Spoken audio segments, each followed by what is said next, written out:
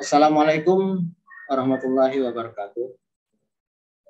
Waalaikumsalam warahmatullahi wabarakatuh. Waalaikumsalam warahmatullahi wabarakatuh. Waalaikumsalam warahmatullahi wabarakatuh.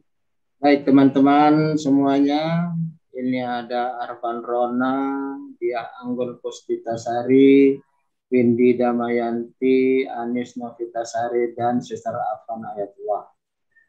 Ya, sebelum kita mulai tentu mengucapkan terima kasih ya kepada teman-teman semua yang sudah bersedia menyempatkan diri untuk hadir dalam diskusi ini.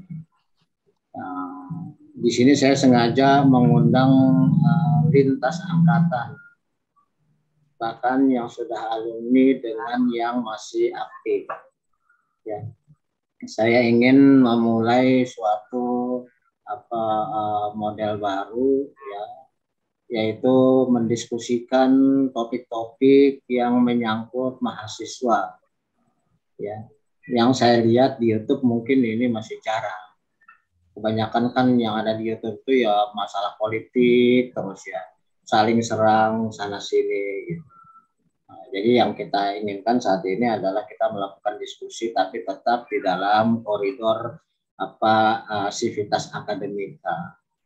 Ya, berbeda pendapat itu nggak ada masalah. Seperti kemarin saya juga dengan salah satu mahasiswa itu agak ngotot dia, tapi ya saya tentu nggak terbawa arus lah. Kita bisa tangani dengan baik. Jadi intinya pada hari ini yang akan kita diskusikan adalah berdasarkan pengalaman selama terjadinya pandemi kurang lebih 2,5 tahun. Itu boleh dikatakan mahasiswa tidak bertemu langsung dengan para dosennya. Mereka hanya ketemu di dunia maya, yaitu melalui pembelajaran daring. Ya. Kemudian ada banyak kasus yang mungkin bisa kita indikasikan bahwa itu merupakan suatu pertanda bahwa mahasiswa itu dalam kiprahnya, terutama di bidang aktivitas sosial, khususnya politik, itu kelihatannya mereka kurang persiapan. Sehingga seolah-olah apa yang mereka lakukan itu hanya berdasarkan asumsi-asumsi, bukan berdasarkan data, apalagi berdasarkan fakta ilmiah. Kebanyakan tidak, hanya berdasarkan asumsi. Nah, ini tentu sangat berbahaya karena tentunya sebagai sivitas akademika yang nantinya akan mengambil alih kepemimpinan dalam masyarakat di segala bidang, mendasarkan suatu pendapat berdasarkan hanya asumsi tentu tidak bisa dipertanggungjawabkan. Kalau kita indikasikan itu sebagai bukti dari makin menurunnya minat belajar mahasiswa, ditambah lagi dengan situasi pandemi yang bikin tidak semangat orang belajar.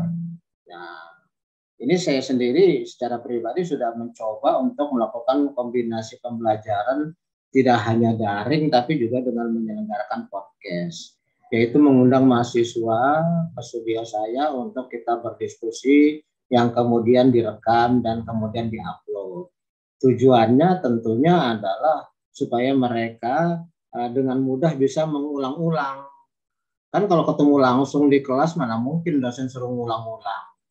Ya kan, daring juga demikian. Kalau sekali pertemuan kalau tidak direcord, tidak direkam tentunya kan nggak mungkin untuk diulang. Yang artinya kalau mahasiswa belum ngerti apa yang dia sampaikan, maka tidak mungkin dia minta supaya dosen itu menjelaskan lagi. Makanya saya tempuh dengan penambahan metode podcast di samping daring. Tetapi realitasnya ternyata dari yang saya upload, ya katakanlah durasinya sekitar 30-40 menit, maka kalau kita lihat dari analitiknya YouTube itu hanya ditonton sekitar paling jauh 2 menit, 3 menit. Ya artinya kan itu nggak efektif ya. Bagaimana bisa membawa suatu pengetahuan kalau ditontonnya hanya sekitar seperti itu, ya. Nah, jadi ada kaitannya, ada benang merahnya dengan pola pembelajaran yang makin lama mahasiswa tidak begitu eager, tidak begitu semangat, tapi kemudian mereka dipengaruhi oleh media sosial dan mereka juga mencoba untuk aktif termasuk di bidang politik. Tetapi karena mereka belajarnya sendiri kurang, maka kemudian yang terjadi adalah seperti yang saya sampaikan tadi, mereka menyampaikan pendapat di publik yang luas sekalipun, bahkan sampai berani mengkritik pemerintah, bahkan sampai berani mengkritik presiden, tapi tanpa fakta, tanpa dasar, alias asumsi-asumsi. Nah gitu. Maka tentu saja hal ini kalau dibiasakan akan menjadi suatu hal yang sangat berbahaya, oleh karena ketika mereka akan terjun real ke masyarakat menjadi pemimpin, tapi semuanya kebiasaan didasarkan bukan pada data dan fakta dan informasi yang akurat, tapi hanya berdasarkan feeling ataupun asumsi, ya tentu saja kemana Indonesia ke depannya. Gitu kan. Seperti apa kualitas kebijakan-kebijakan yang akan diambil kalau semuanya tidak mau berdasarkan fakta dan ilmu, tapi hanya berdasarkan feeling ataupun like and dislike, itu nggak benar itu. Nah, makanya malam ini yang ingin kita diskusikan adalah sesuai dengan kecenderungan dari para mahasiswa yang umumnya itu senang dengan masalah politik, tetapi dengan pola pembelajaran yang seperti itu. Jadi kira-kira seperti apa itu? Apa yang harus kita lakukan gitu ya?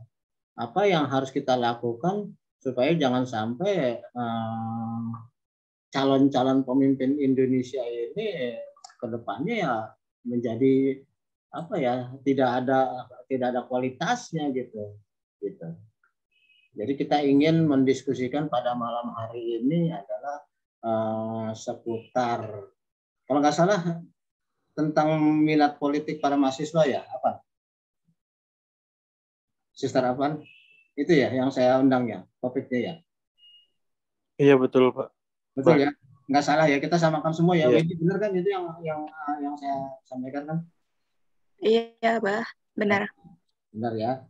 Nah, ini juga Arfan Rona benar ya itu ya topiknya ya. Jangan sampai wah saya malah diundangnya ke topik lain nih. Wah ini jadi kacau jadi. Sama ya semuanya topiknya sama itu ya. Ya. Rona, dia, Anis sama ya kita semua ya. Iya, Bah. Iya, sama, Bah. Baik. Jadi kita awali saja itu dengan pertanyaan yang saya minta tolong teman-teman ini membukakan bagaimana pendapatnya. Yaitu sebenarnya menurut kamu ini, menurut Anda ini, bagaimana sih ya menurut kacamata Anda minat mahasiswa di dalam masalah politik? Apakah mereka itu hanya ikut-ikutan atau ingin eksis atau ingin muncul di media sosial menjadi pemberitaan, menjadi viral, atau mereka memang ingin berkontribusi kepada negara dalam bentuk aktivitas politik, mengkritisi sesuatu yang mereka anggap nggak benar. Oke, mungkin dimulai dari Windy deh, di tengah-tengahnya. Gimana Mbak Windy? Mahasiswa yang menurut saya kebanyakan sekarang mahasiswa yang cuma numpang tenar kali ya, Pak. Numpang tenar. Terus? Terputus ya? Jaringan kali ya? Oke, mungkin Anis deh. Ya, silakan muncul lagi.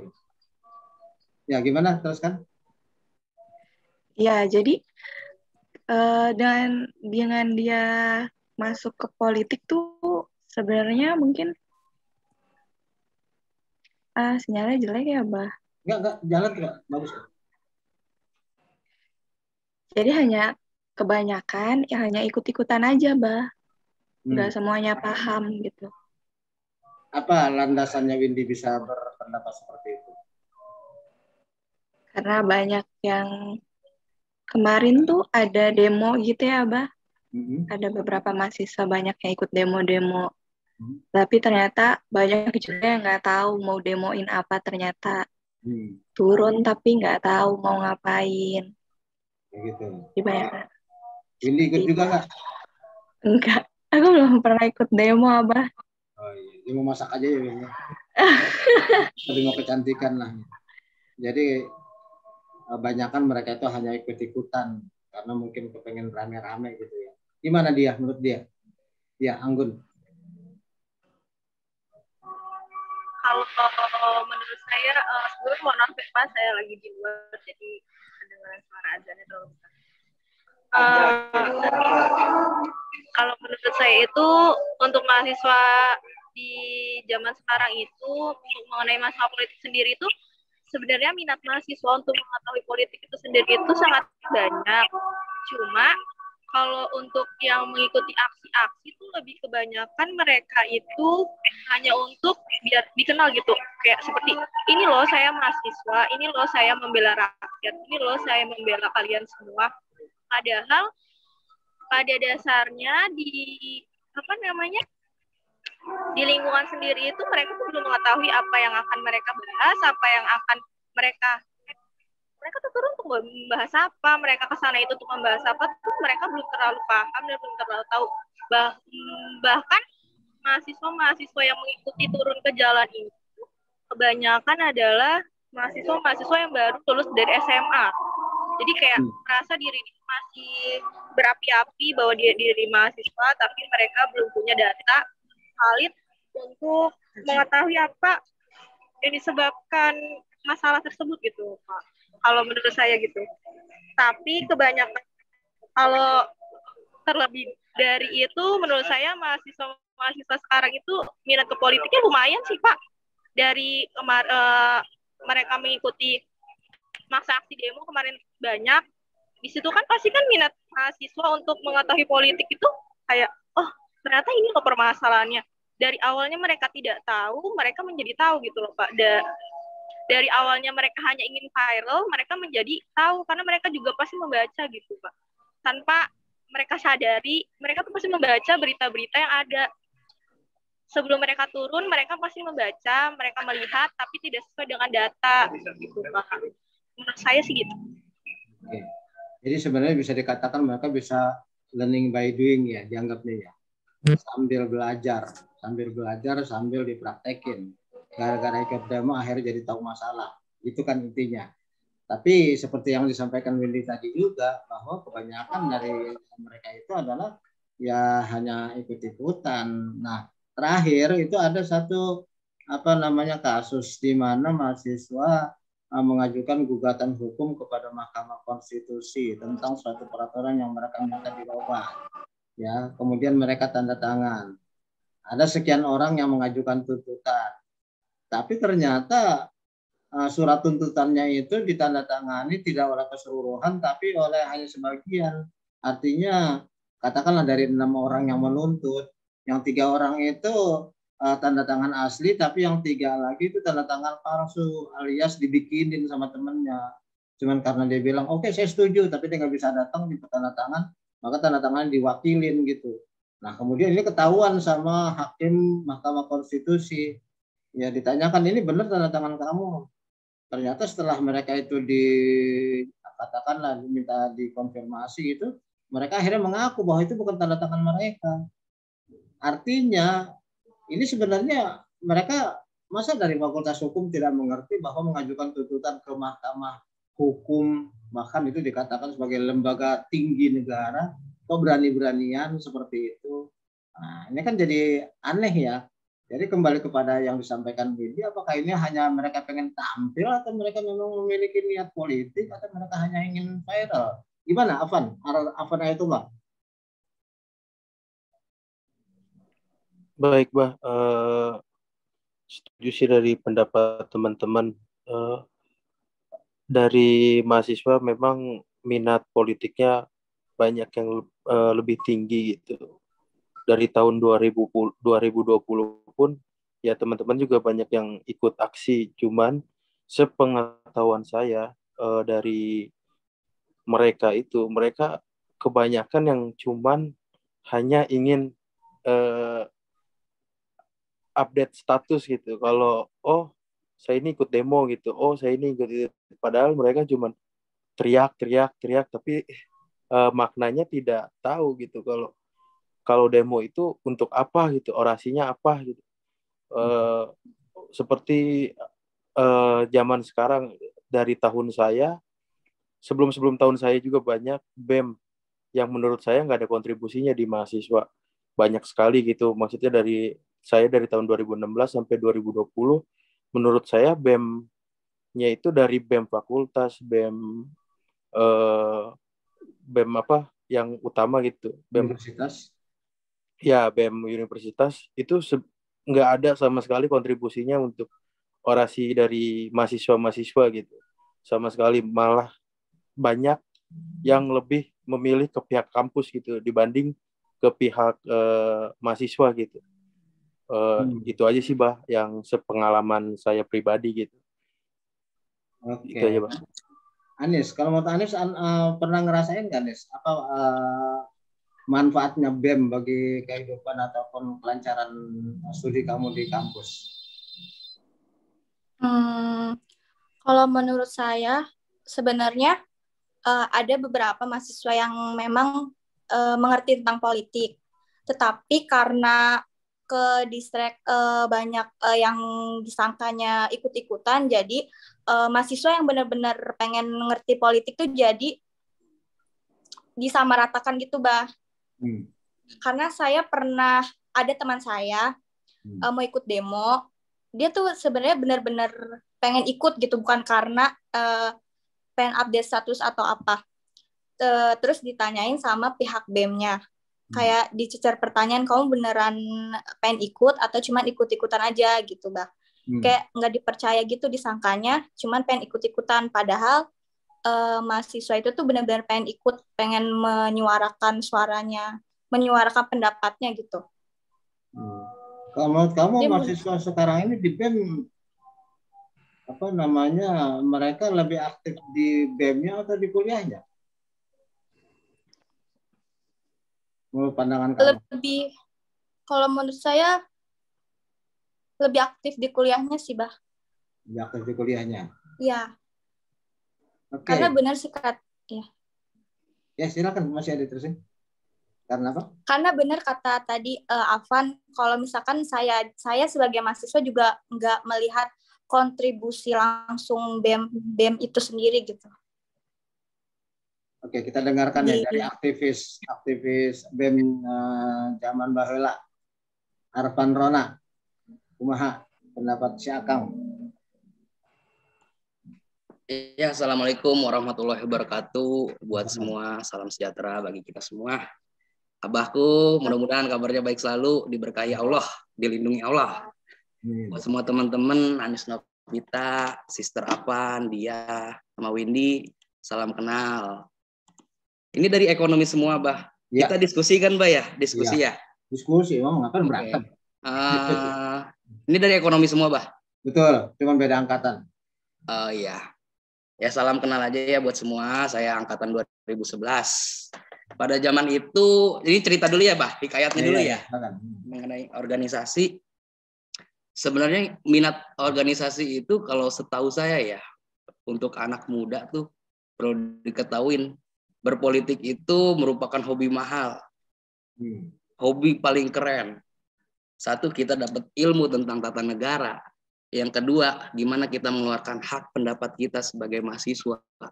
Jadi ada dua nih, Abah. Kalau saya bilang ada dua variabel, kita bisa tahu akar masalah, kita pun bisa curhat nih sama bapak-bapak negara nih, pemerintah. Nggak usah jauh dulu ke pusat, ke Indonesia ya, ke nasional. Ini misalnya kita wilayah Kota Tangerang nih. Sebenarnya mahasiswa itu tuh kalau ada rapat atau enggak hearing dari DPRD itu kita diizinkan masuk, Abah. Asal dari universitas apa? semester berapa itu pasti boleh masuk, kita boleh melihat gitu kinerja pemerintah bagaimana gitu dari A sampai Z, dan kita bisa menilai. Jadi kan sebagai pers gitu, satu itu buat database kita untuk menggali masalah wilayah ya Mbak ya. Kalau udah berita nasional sih menurut saya nih Mbak ya, menurut saya untuk saat ini berpolitik, mahasiswa ingin mengikuti politik rada kurang Mbak. Yang hanya bisa, misalnya dia menggunakan media sosial, hanya copy paste. Itu yang ngeri gitu ya. Dan terjadi perpecahan di media sosial itu karena nggak tahu akar permasalahannya, rumusannya dari mana, ya kan. Berita-berita itu dari mana dia ambil, hanya copy paste, dan mengakibatkan miskomunikasi yang ya sangat nggak indah gitu, nggak elok gitu dilihatnya kalau di media sosial. Untuk minat komunikasi tadi saya udah bilang, berpolitik itu kita ngumpulin hobi ngumpulin kendaraan, batu, jam atau cincin, itu lebih kalau kata saya karena ini berpolitik itu melihat suatu tatanan masyarakat ya Mbak ya, di wilayah ataupun nasional, dan kita pun bisa belajar mengenai apa yang diberikan negara pada masyarakat gitu Mbak. Contoh kasus Mbak, saya kan saya bekerja di salah satu badan usaha milik daerah ya, Perumda. Ada permasalahan di Pasar Cisoka mengenai aset tanah. Dan kita ya teman-teman Perumda Pasar ini sebenarnya ketika di demo mahasiswa di Serang, Mbak. Mahasiswanya di Serang sama mahasiswa Jayanti. Dan saya alhamdulillah suruh ngadepin mahasiswa itu, Mbak. Waktu itu ada sekitar 40 orangan. Saya duduk bersama mahasiswa, mereka seakan-akan ini tanah ini dipagar, tanah ini milik maksudnya pemerintah kok main membagar aja, main menggusur aja gitu.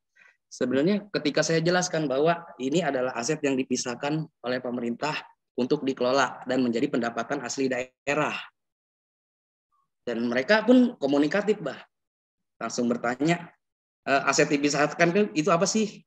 Terus berita serah terima aset ini apa sih? Maksudnya aset dipisahkan apa? Pasar tradisional tuh bisa terbentuk kayak apa gitu, Mbak. Dari pertanyaan itu, timbul, jawaban saya bahwa kita dikasih untuk dikelola dari UPT Pasar ke perusahaan daerah. Sekarang udah Undang-Undang Nomor 32 dari Perumda Pasar, perusahaan umum daerah. Jadi ketika kita mengkritik, kita itu nggak berdasarkan kalau kata sekarang mah ditunggangin gitu, Mbak ya. Ada salah satu tokoh masyarakat menunggangi mahasiswa dengan alasan bahwa saya terintimidasi oleh pemerintah, saya digusur oleh pemerintah. Tapi sebenarnya masyarakat itu sendiri yang nggak mengerti aturan. Kita bertempat tinggal di mana, ini tanah punya siapa, sertifikatnya bagaimana. Itu teman-teman mahasiswa ya, adik-adik mahasiswa belum tahu itu, Bah. Tapi ketika udah dijelaskan baru mereka mengerti. Itulah fungsinya kita berkomunikasi. Jadi kalau pemerintah itu terbuka untuk berbicara kepada lembaga swadaya masyarakat, pers, ataupun mahasiswa, itu terbuka. Cuman kalau menurut saya minat di politik untuk saat ini, saya lihat dari kacamata Badan Eksekutif Mahasiswa kurang. Perannya kurang gitu ya? Perannya dalam pembinaan dari mahasiswa kurang gitu? Kurang. Kalaupun dia pengen bermain politik, itu pun kopas. Dan kopas rata-rata ya bahaya, terlihat miskomunikasi, ujungnya miskomunikasi. Ada satu berita hoax yang dipakai bukan udah masalah pembahasan itu yang saya lihat sih gitu ya. Jadi kemana-mana gitu melenceng. Kalau misalnya satu fokus, misalnya ada gak masyarakat di wilayah Tangerang ini yang masih dalam tanda kutip nggak bisa makan ya, Bah? Maksudnya masih dalam kelas bawah, tuh kurang banget gitulah. Ibaratnya kurang. Masih ada nggak sih di Tangerang itu yang masih makan nasi aking gitu ya? Itu sebenarnya kita bedah dari KKN sih sebenarnya udah bagus tuh, Bah. KKN kita bisa ngelihat dari masyarakat desa. KKN maksudnya K3? Hah? Maksudnya K3? Ya, itu kita sebenarnya bisa melihat, Bah. Namanya di situ ada warga yang kurang. Nah, kita sebagai mahasiswa melihat keadaan itu, di situ ada RT-nya, ada RW-nya yang dia mempunyai andil untuk wilayahnya, kita bisa tanyakan. Kalau RW nggak bisa jawab pun, kita bisa naik ke desa, kades. Dan itu terbuka, Abah. Gitu loh. Kenapa warga Bapak kok masih ada yang kena sakit A, terus ekonomi rendah? Apakah dia emang males atau bagaimana gitu? Maksudnya nggak ada namanya pemanfaatan sumber daya manusia di wilayahnya gitu. Oke, Arfan, ada satu pertanyaan yang kadang-kadang saya suka bingung menjawabnya. Ada satu kecenderungan kenapa sih mahasiswa dari zaman ke zaman itu kecenderungannya selalu anti pemerintah.